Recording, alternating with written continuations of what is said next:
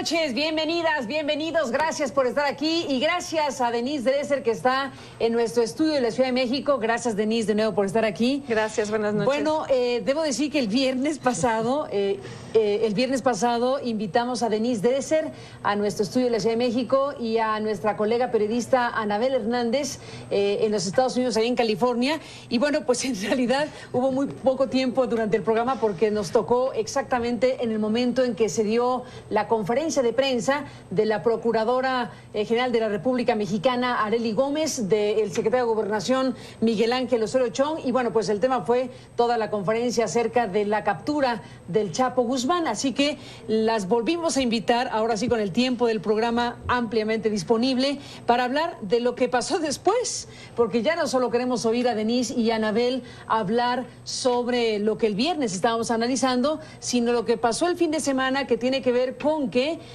la revista Rolling Stone publica una entrevista, una crónica de Sean Penn, en donde se habla del encuentro que sostuvieron tanto Sean Penn como la actriz mexicana Kate del Castillo y todo lo que ha pasado en torno a eso, más las versiones que se han agregado oficiales en las últimas horas de lo que ahora se llama Operación Cisne. Así que en materia prima hay Denise, bienvenida, gracias por estar aquí. Gracias. Anabel Hernández está en Berkeley, California, y te agradezco mucho, Anabel. Bueno, esta segunda reunión con nosotros el viernes, bueno, pues no pudiste ni hablar, en pocas palabras, durante el programa por estas razones, así que gracias por el viernes, gracias por este lunes, bienvenida. Gracias, Carmen. Buenas noches a ti y a todo el auditorio. A las dos, gracias. Les pido a las dos que escuchemos el reporte que nuestro colega Rey Rodríguez ha preparado de una de las partes de lo que está en curso acerca de esta captura del Chapo Guzmán. Escuchemos a Rey. ¡Arriba! Este es uno de los videos que más recientemente se ha dado a conocer sobre el operativo llamado Cisne Negro, que permitió la captura de Joaquín El Chapo Guzmán la mañana del pasado viernes. Las imágenes fueron proporcionadas por la Secretaría de la Marina. En ellas se observa un fuerte intercambio de disparos entre marinos y supuestos guardaespaldas del narcotraficante. Al parecer, los efectivos de la Marina grabaron con cámaras en sus cascos cuando lograban entrar a la casa ubicada en la ciudad de Los Mochis, en Sinaloa, donde las autoridades habían ubicado al capo. ¡Busca la escalera! ¡Vete! El domingo, Joaquín El Chapo Guzmán fue notificado de 2 órdenes de detención vigentes con fines de extradición en su contra, solicitadas por Estados Unidos para afrontar acusaciones de tráfico de drogas y lavado de dinero. De acuerdo con la Fiscalía Federal, miembros de Interpol ejecutaron dichas órdenes al interior del penal del Altiplano en el Estado de México, donde está recluido el capo desde la noche del pasado viernes. Ahorita estaríamos dando inicio a la etapa la primera etapa de este procedimiento, en la cual hay un desahogo probatorio, y posterior a que concluya este desahogo probatorio, el juez o los jueces que tienen estas órdenes de detención con fines de extradición tendrán que emitir una opinión. Una vez que se emite esta opinión, turnarán los expedientes a la Secretaría de Relaciones Exteriores, quien es la autoridad que está facultada para dictar un acuerdo positivo o negativo de extradición en contra del señor Guzmán Loera. La Fiscalía recordó que Joaquín El Chapo Guzmán tiene la posibilidad de recurrir al juicio de amparo en contra de los acuerdos que emita la Cancillería, por lo que el proceso puede prolongarse. Nosotros estimamos que podamos llegar a esta última etapa que acabo de mencionar alrededor de un año como mínimo aproximadamente. Uno de los abogados de Guzmán Loera, Juan Pablo Vadillo, dijo a CNN que su defendido debe ser juzgado por las leyes mexicanas y aseguró que el Chapo no puede ser extraditado a Estados Unidos, pues cuenta con varios amparos que lo protegen de la medida. Los amparos para la no extradición son 6, que fueron promovidos, el primero el día 17 de diciembre de 2014 y subsecuentemente en el 2015 se promovieron otros 4 más. Hasta ahí. El abogado de Guzmán dijo que su defendido está incomunicado desde que ingresó al penal del Altiplano en el Estado de México la noche del viernes. La seguridad en esa prisión se ha reforzado. El domingo, el comisionado de seguridad, Renato Sales, realizó una inspección por espacio de 4 horas al penal, la misma cárcel de la que se fugó el capo hace 6 meses. Las autoridades informaron que supervisaron al personal de la prisión, los filtros de acceso, la seguridad perimetral, así como todos los sistemas de videovigilancia para evitar una nueva fuga del capo de este penal. Rey Rodríguez, CNN, Ciudad de México. Condiciones como Saddam Hussein en el... Bueno, estamos de regreso, Denise Dresser, Anabel Hernández, después de escuchar a Rey Rodríguez sobre este tema. Y bueno, yo te preguntaría, Anabel Hernández, ¿cuál es tu balance? Digamos que de una manera hubiéramos hablado el viernes y de otra manera lo haremos este lunes, porque han pasado muchas cosas. ¿Qué balance haces en este momento de la noche, Anabel? Bueno, en primer lugar, creo que hay que poner en su justa dimensión esta reaprehensión del Chapo Guzmán. Cuando estábamos el viernes escuchando esta conferencia de la Procuradora y del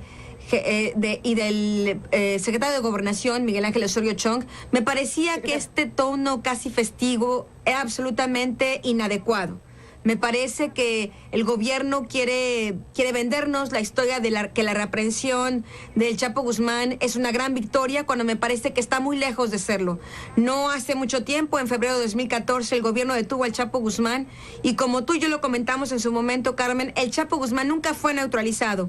Convirtió en muy poco tiempo el altiplano, donde hoy ha vuelto, como su segundo hogar. Prácticamente en una oficina donde él seguía despachando sus asuntos personales, seguía despachando los asuntos del cártel, hablaba con sus abogados varias horas al día, veía a su mamá, veía a sus mujeres, veía a sus hijas, se la pasaba en el corte de pelo, en la terapia psicológica. Me refiero realmente pensar que este tiempo que tarde la extradición, si es que esta llega a darse, será un tiempo de vacaciones para el Chapo Guzmán, como ha ocurrido en las últimas etapas, porque hasta el momento la captura del Chapo Guzmán no significa ni el fin del cártel de Sinaloa, ni el fin del Chapo Guzmán hasta este momento. ¿Qué dices, Denise Dresser, de todo esto en este momento de la noche? Coincido con Anabel, el gobierno ha tratado de usar la recaptura como una manera de proveer una imagen de fortaleza institucional ante las debilidades que permitieron la segunda fuga del Chapo. Ha presentado esto como un paréntesis de eficacia en lo que ha sido un largo párrafo de incompetencia, un error arreglado de tantos que permanecen descompuestos. Un triunfo pero demasiado pequeño ante la permanencia de todo aquello que permitió la segunda fuga, la corrupción enraizada, la complicidad extendida, el entramado institucional desgajado, el desmantelamiento o el desmoronamiento del sistema penitenciario y del sistema de seguridad nacional que creó estas ventanas de oportunidad o túneles de oportunidad para el Chapo. Y lo que me ha llamado la atención desde el viernes que nos vimos es algo que no ha sido comentado de manera profunda en los medios, la discrepancia entre el comunicado de la Secretaría de la Marina y el montaje televisivo que presenciamos en este estudio, en el cual se nos dice que la recaptura fue producto de un arduo trabajo de inteligencia de meses, cuando el comunicado de la Marina anterior a lo que ocurre esa noche y presentado por la PGR y por el propio presidente, habla de cómo se presentan miembros de la Marina a una casa donde una llamada ciudadana advierte que hay armas. Y es a raíz del enfrentamiento que salen huyendo el Chapo y su lugarteniente. Y cuando salen finalmente del túnel por el cual escapan, roban un auto y es una segunda denuncia que lleva a que la Policía Federal aprenda a el lugarteniente del Chapo y al propio Chapo, pero parecería que no se sabía que él estaba ahí y que la captura fue accidental, no fue producto de aquello que nos está intentando decir que el gobierno que ocurrió, de la competencia institucional, de la inteligencia, de la coordinación entre las diversas instancias. Parecería, a menos de que lo expliquen de una manera mejor, que se lo encontraron. que fue absolutamente accidental y no producto de esta eficiencia institucional de la cual se vanagloria. Bueno, todo un tema para discutirse, Anabel. Denise, déjenme hacer una pausa. Tenemos dos fragmentos que vale la pena recuperar esta noche. Uno sobre lo que acaba de decir el presidente mexicano, que dio un mensaje esta noche de lunes. Vamos a la pausa sobre este tema con un fragmento y vamos a regresar con otro fragmento que es lo que el Chapo dice. Porque, bueno, aquí parte de las novedades es que ya vimos cómo habla el Chapo, ya vimos su rostro, ya vimos su decisión de exponer una parte de su biografía en esto que sería una especie de la entrevista que no fue con Sean Penn, porque no pudieron realizar la entrevista como la tenía prevista el actor estadounidense, sino que al final acabaron enviando unas preguntas y él acaba devolviendo este video del cual se dio a conocer un fragmento. Así que bueno, empezamos para irnos a la pausa con este fragmento de Enrique Peña Nieto esta noche con este mensaje.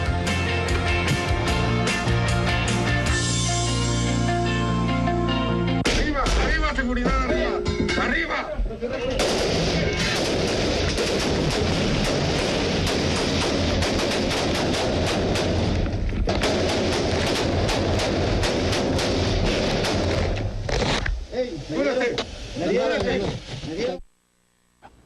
La detención del criminal más buscado del mundo acredita la coordinación de nuestras instituciones en favor de la seguridad y el Estado de Derecho. Con esta acción, 98 de los 122 delincuentes más peligrosos ya no representan una amenaza para la sociedad y vamos por todos. Por supuesto, y hay que decirlo, aún tenemos desafíos, pero los estamos enfrentando con visión y determinación. Este es el presidente mexicano, este es Joaquín Guzmán Loera, el Chapo Guzmán, en este fragmento que ha dado a conocer la revista Rolling Stone y cuyos derechos pues se le atribuyen o se le asignan a la propia Kate del Castillo. Esto dicho por el propio Joaquín Guzmán Loera en este video del cual presentamos este fragmento. Bueno, eso es una realidad, que las drogas destruyen. Desgraciadamente, como le comento, por donde yo me crié, pues no había otra manera, ni hay.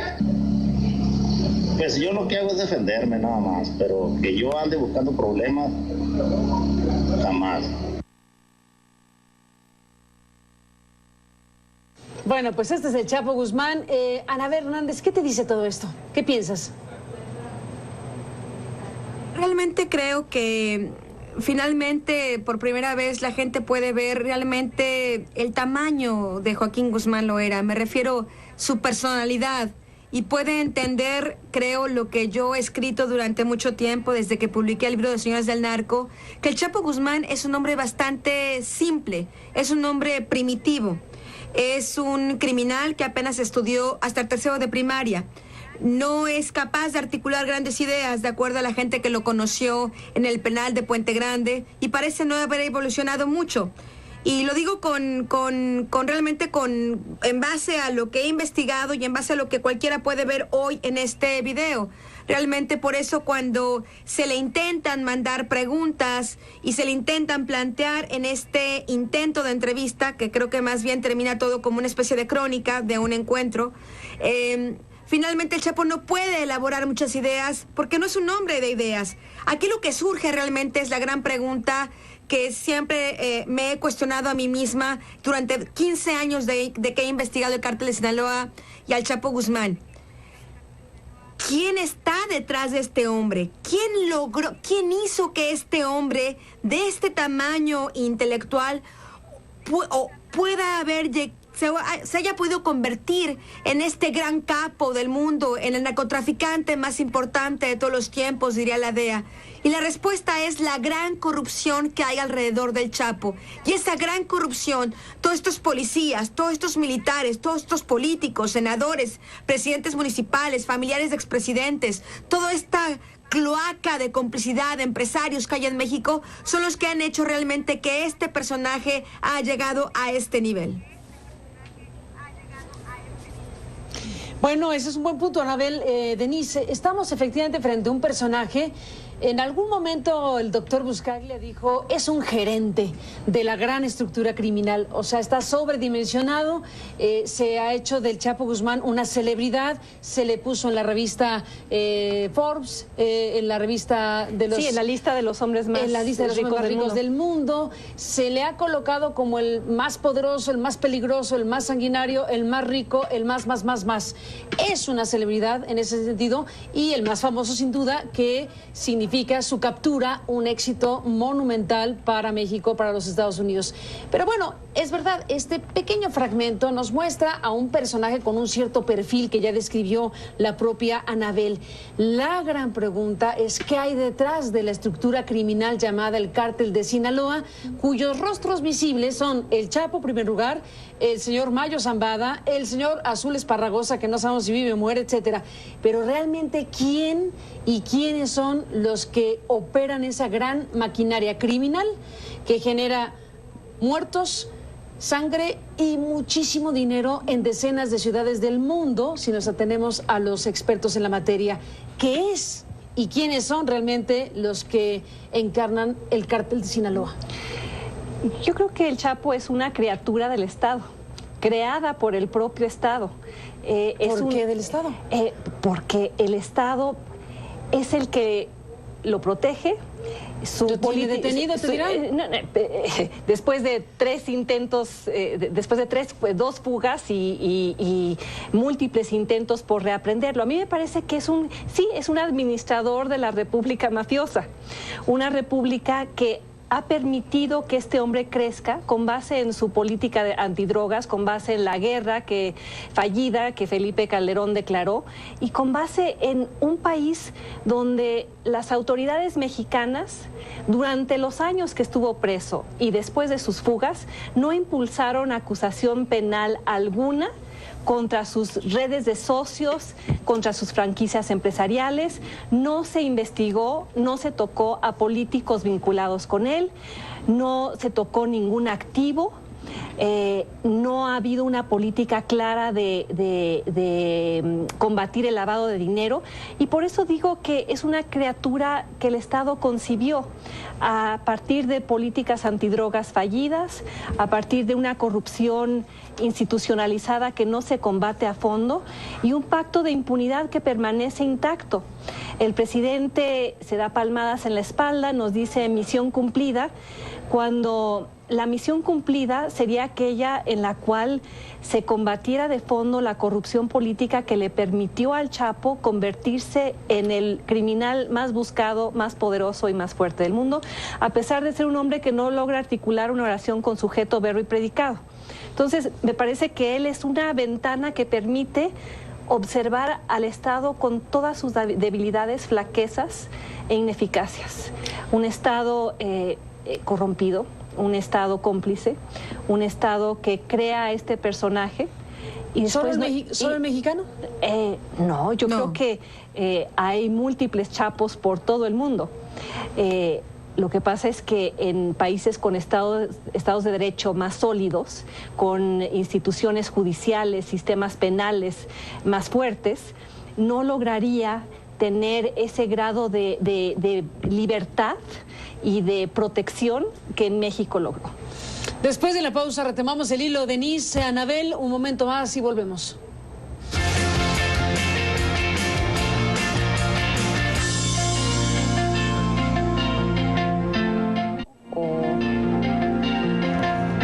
Bueno, entramos en la parte final. Regresamos con Anabel Hernández y Denise Dresser en CNN esta noche. Volvemos con más. Aeropuerto. Bueno, se nos acabó el tiempo, Denise, Anabel. ¿Con qué te despides, Anabel? Digamos que un recuento. ¿Qué te llamó más la atención de lo publicado por Rolling Stone? ¿Qué te llamó más de lo que ciertamente no acaba de ser una entrevista con el Chapo, pero es una crónica de Sean Penn donde da algunos detalles y cosas que pueden ser reveladoras? Cuéntame, Anabel, ¿qué te pareció? Bueno, realmente lo que más me ha impactado de la publicación de esta crónica es la reacción que ha causado. Me parece que mucha gente, el propio gobierno de México, lo ocupa con una cortina de humo. Hay que juzgar e interrogar a Champagne, o hay que juzgar e interrogar a Kay del Castillo, en vez de interrogar quiénes eran los militares que estaban en este círculo de protección alrededor del Chapo, y en vez de realmente buscar quiénes son los verdaderos responsables de más alto nivel de la fuga. Me parece que hay que ver las cosas en su justa dimensión. Es evidente que, por supuesto, Champagne y Kay del Castillo no eran los que protegían al Chapo, ni es por ellos que se fugó, ni es por ellos que el Chapo creó su imperio. Así que más allá del escándalo o de la polémica que puede causar esto, me parece que hay que ver en su justa dimensión y mirar más bien no esta humareda, sino mirar de fondo qué es lo que está pasando en el altiplano, por qué el Chapo Guzmán fue regresado al lugar que ya tenía bajo su control, todos los procesos judiciales que el Chapo y su defensa están interponiendo para evitar la extradición, lo difícil, la guerra que va a haber del propio Chapo, la guerra judicial en contra de la extradición. Me parece que eso es lo de fondo y a lo que el gobierno no quiere entrarle ahorita porque no hay respuestas fáciles. Bueno, un poco, Anabel, Denise, pues esto, ¿no? Que los árboles no nos impidan ver el bosque, en pocas palabras, es lo que nos plantea Anabel. ¿Cómo te despides, Denise, con esta revisión de lo publicado por Rolling Stone? Lo más relevante para mí de esa entrevista es cuando Champagne describe que son detenidos por un retén militar y que los militares, en el momento de reconocer al hijo del Chapo, se retiran un poco avergonzados, apenados y los dejan pasar. Esa anécdota te revela el porqué de la existencia y el éxito del Chapo.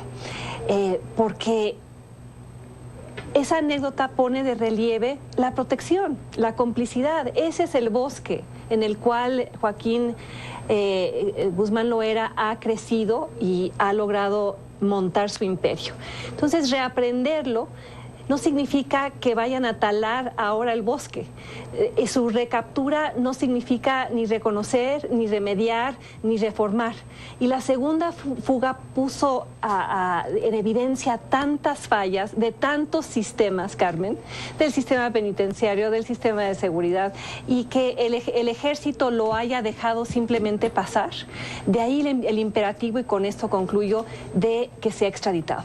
Porque si se le vuelve a colocar en una prisión mexicana, es ponerlo en manos de élites políticas de distintos niveles, desde la Policía Federal, el CISEN, el sistema penitenciario, que se resisten a instrumentar controles, que se resisten a combatir la corrupción y que con esa omisión han permitido que el Chapo florezca.